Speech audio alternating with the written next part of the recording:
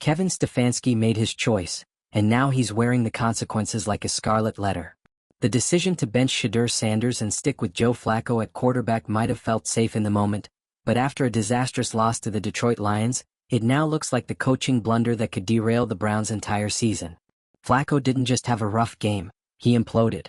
6 interceptions in 4 games, 8 total turnovers, and absolutely no signs of improvement. If you're into the real story and all the messy twists they don't show on highlight reels, go ahead and subscribe. And if you're sticking around to see how this Browns QB chaos plays out, you should definitely be subscribed. Meanwhile, Sanders, arguably the most promising young talent on the roster, can't even sniff the field. This isn't just a bad call. It's the bad call. The kind that echoes in every locker room conversation and fills every fan's timeline. People are tired of watching Flacco go out there and hand games away while Stefanski clings to some outdated notion of veteran stability. What stability? The offense looks chaotic. The O-line is beat up. The play calling is desperate. And worst of all, there's no spark. No momentum. No future being built. Meanwhile, Shedeur Sanders is standing on the sideline. A guy with elite college stats, natural leadership, and a chip on his shoulder the size of Ohio. He said he could outperform some NFL starters. And the way Flacco's playing? He's not wrong. At this point, he's just stating facts. But it's not just about Sanders, it's about what the refusal to play him represents. This is about missed opportunity. About fear-based coaching. About a franchise that keeps saying it wants to win but refuses to let go of the safety blanket. Stefanski's loyalty to Flacco is admirable in theory, but in execution, it's starting to look like self-sabotage. And let's talk about the locker room. Players aren't blind. They see what's happening. They know when leadership is making calls that don't align with performance. Reports are already surfacing that morale is slipping. Fans are livid. Media is turning up the heat. And ownership? Quietly boiling. If Stefanski thought he could ride this out, he miscalculated. There's still time to pivot. There's still Dylan Gabriel waiting in the wings as a bridge option. And Sanders, whether it's next week or the week after, needs to start getting real reps.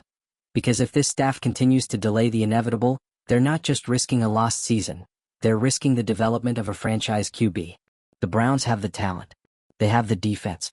They even have a potential future star under center. What they don't have is the guts to make the hard call, yet. But if Stefanski wants to save this team, and maybe his job, he better find that courage soon. Because sticking with Flacco isn't just a mistake now. It's a warning sign of a coach too afraid to evolve. In a season where the Cleveland Browns had a real shot, with talent on both sides of the ball, a hungry fan base and a defense that's done everything short of scoring points themselves, the head coach doubled down on the wrong quarterback. Joe Flacco, the veteran with a fading arm and an NFL-high 6 interceptions in just 4 games, was chosen over a rookie loaded with upside and ready to prove himself. The result? A humiliating loss to the Detroit Lions. Not just bad. Disastrous. Flacco didn't just underperform, he collapsed.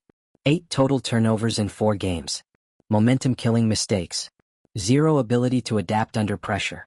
And while the defense fought to keep the game within reach, the offense couldn't stay on the field long enough to matter. This wasn't a fluke. This was a full-on systems failure. And the quarterback at the center of it? The same one fans and analysts have been calling to bench for weeks. Let's call it what it is. Kevin Stefanski bet on loyalty. And he lost big. His refusal to bench Flacco, even after 4 consecutive games of poor decision-making and turnover disasters, has put the Browns' season in jeopardy. Not just in the standings but in the locker room, in the media, and within the organization. Ownership is reportedly watching closely. Fans have already turned. And players? Well, when you've got wide receivers visibly frustrated and a defense gassed from carrying the team every week, that's not a quiet locker room. This isn't just about bad quarterback play. This is about stubbornness. Stefanski has shown an alarming inability to adjust, even when the stats are screaming at him. Flacco has more turnovers in 4 games than some quarterbacks have in half a season. He's not a bridge to the future, he's a roadblock. Yet Stefanski refuses to budge. And sitting quietly on the depth chart? Shedeur Sanders. Young. Confident. Coming off a college career that turned heads. 74.1% completion, 37 touchdowns, only 10 interceptions. With an NFL-ready frame, elite-level composure, and a football IQ that runs deep in his DNA, Sanders is built for the moment. He's not some late-round project, he's the future. But instead of giving him meaningful snaps, the Browns are letting him sit cold while a declining Flacco derails what should have been a competitive season. And then there's Dillon Gabriel. Also waiting. Also part of the youth movement that's supposed to define the franchise's direction. The suggestion to play Gabriel first, see what he offers, and then progress to Sanders isn't just logical, it's essential. The Browns are wasting time. Valuable, development-critical time. Every week that passes without either of these young quarterbacks getting a shot is a week lost in the franchise's long-term growth. Every game that ends in another Flacco pick-six or forced throw into double coverage is a step backward. And it's not like Shedeur isn't ready to compete. In fact, he said it himself. Recently, Sanders stated publicly that he believes he could outperform some current NFL starters. That kind of confidence isn't empty talk. He's backing it with the kind of pedigree that matters. He's the son of one of the greatest athletes of all time. But more importantly, he's proven, statistically and mentally, that he belongs in the conversation. So why isn't he playing? It can't be about talent. It can't be about readiness. It's about fear. Fear from a coaching staff afraid to admit they made the wrong call. Afraid to bench a veteran. Afraid of throwing a young QB behind a shaky offensive line. But if you're that afraid of your own infrastructure, you've got bigger problems. Yes, the offensive line has been unstable. Injuries, retirements, instability that makes things harder for any quarterback. But if the O-line is already struggling, what's the point of sticking with a veteran who can't move, can't extend plays, and has no long-term value? That argument falls apart under its own weight. If anything, this is the perfect chance to see what your future quarterbacks can do under pressure. You want to know if Shedeur Sanders can handle NFL adversity? Put him in. You want to know if Gabriel has a shot to be more than a backup?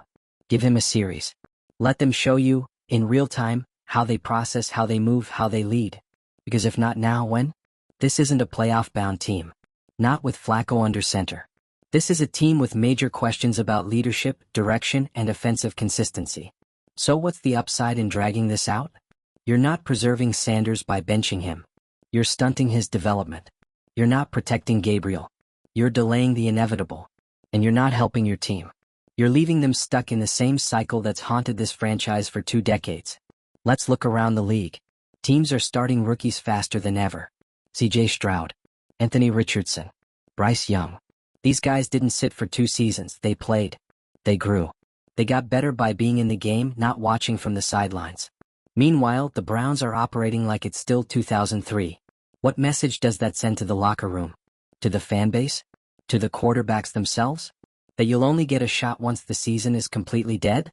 That no matter how talented or confident or prepared you are, you'll sit behind someone with more experience, even if that experience is getting you beat? That's not leadership. That's complacency. And the cracks are showing. Special teams errors.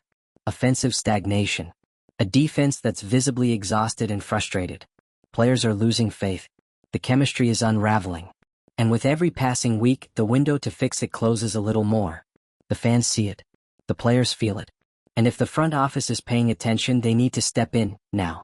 Because the longer Stefanski sticks with Flacco, the louder the noise gets. And once the locker room turns on a coach, there's no coming back. The franchise has 2 young quarterbacks sitting there, waiting. Both capable. Both eager. Both with something to prove. And the only thing standing between them and an opportunity is a coach refusing to adjust. This isn't about being patient. This is about being stubborn. This is about being wrong loudly, every week while your season disintegrates in real time. The Browns need a spark. A shakeup. A sign that someone in charge actually sees what's happening. It's time to bench Flacco. It's time to give Gabriel a chance. And if he doesn't have it, you move to Sanders. But continuing to do nothing is the worst decision of all. This team has the talent. What it doesn't have right now is vision. Or urgency. Or the guts to move forward. The Browns can't keep waiting. Because this isn't a development year anymore. It's a defining one. You either move toward your future or you stay chained to your past. What do you think? Is it time to give Shedeur Sanders his shot, or should the Browns test Dillon Gabriel first? Let us know in the comments. And if you're just as fed up with Cleveland's quarterback circus as we are, hit subscribe. This franchise never stops giving us content, and clearly they never stop giving us drama. The Cleveland Browns aren't a bad team. Not by talent. Not by roster construction. Not even by expectation. They're bad because of decisions. Bad because of stubborn, outdated, pride-soaked decisions that continue to choke any chance this team has of evolving. And right now, the decision that defines all others? Kevin Stefanski's refusal to bench Joe Flacco. In 4 games, Flacco has coughed up 8 turnovers, 6 interceptions. That's not a slump. That's a collapse. That's a quarterback who cannot run a modern NFL offense anymore. He's immobile, he's careless with the ball, and he's putting a loaded Browns defense back on the field every 5 minutes with zero margin for error. And the worst part? Everyone saw this coming. Everyone but Stefanski. Let's stop pretending Flacco was ever the long-term plan. He was an emergency call, a short-term patch for quarterback injuries. But somehow that Band-Aid became the foundation. And now the foundation is cracking, on national TV, and Stefanski's still staring at it like it's holding. This goes beyond poor performance. This is leadership malpractice. Because when your quarterback has more turnovers than touchdowns, and you still won't look at the bench, that's not loyalty. That's negligence. And yet, week after week, Flacco trots out like it's still 2012.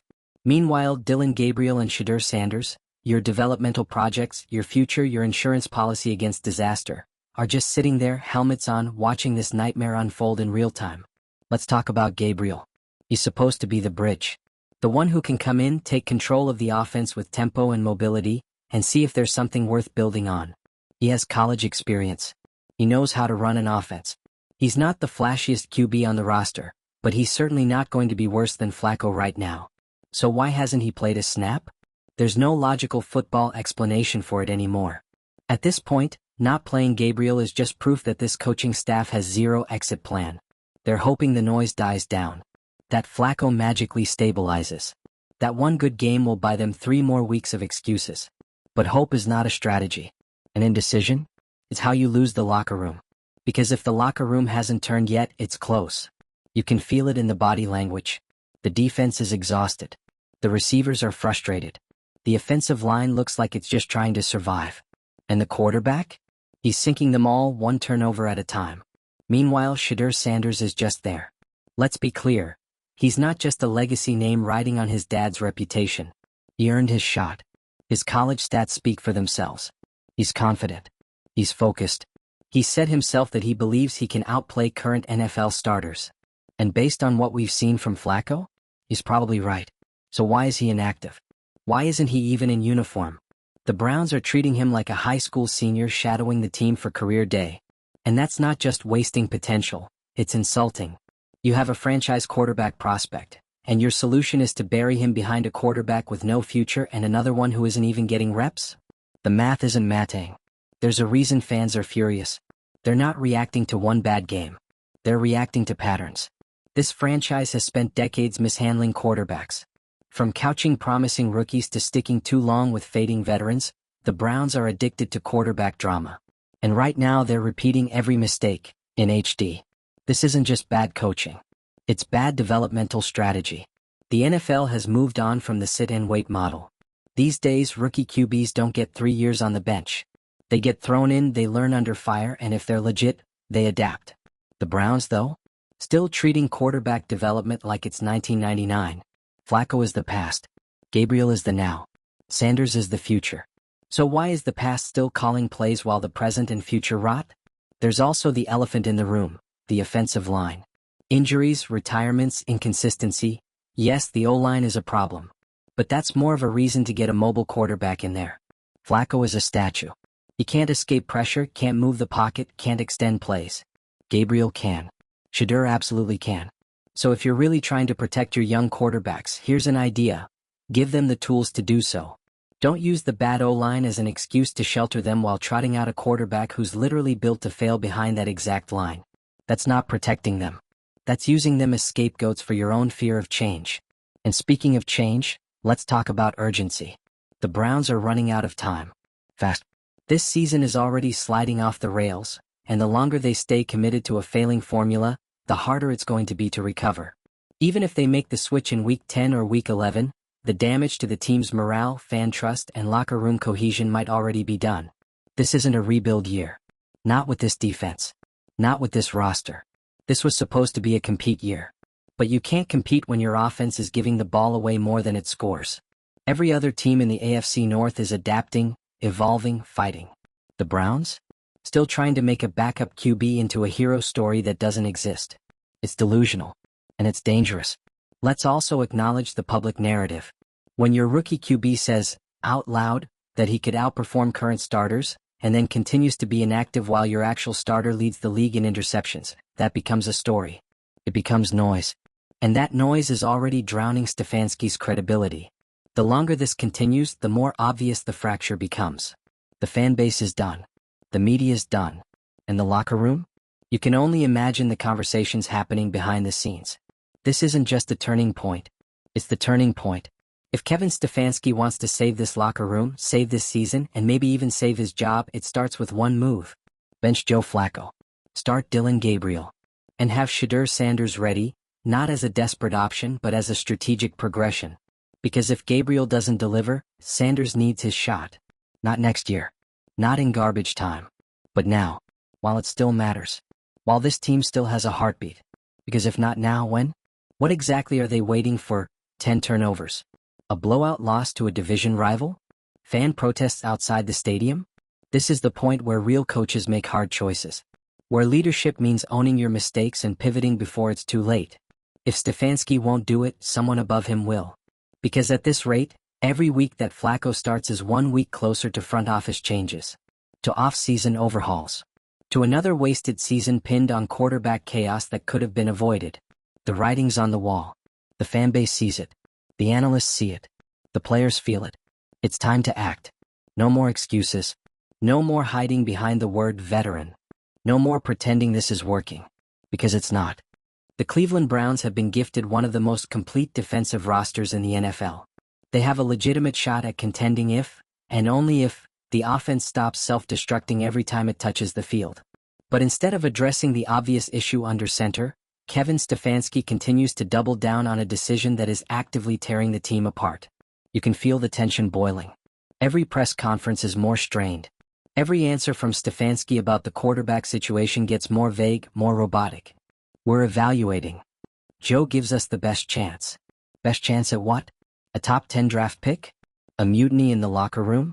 Because if we're being real, the only thing Joe Flacco has been consistent at is giving the ball away.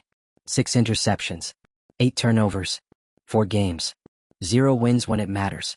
And yet he still starts. You want to talk about insanity? Doing the same thing over and over again and expecting a different result?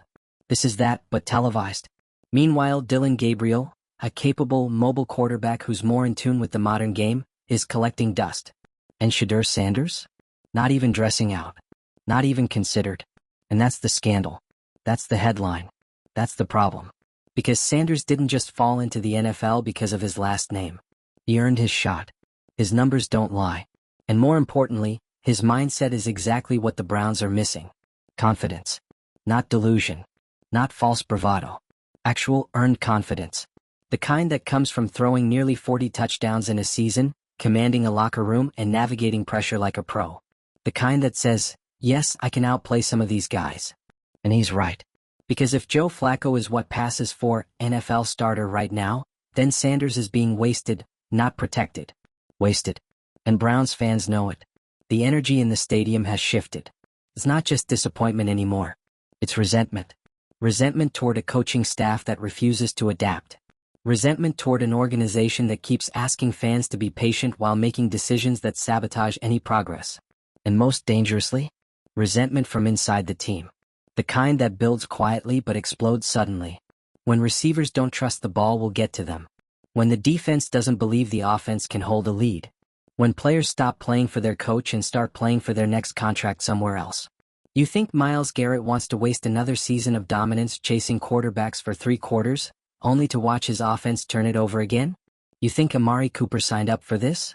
You think the young talent on this roster is going to wait 3 years for the right time to develop a rookie quarterback? No. And they shouldn't have to. Because this isn't about being patient anymore. It's about being real. And the real answer? Start Dillon Gabriel. Get some clarity. And if he's not the guy, give the keys to Shedeur. You cannot keep telling your team that production doesn't matter. That turning the ball over 6 times still gets you a start next week. That talent on the bench isn't as valuable as experience that's actively hurting you. You want to talk about culture? Culture is built on trust. Trust that the best players play. That development matters. That your coach wants to win, not just survive. Right now, Stefanski is coaching not to lose.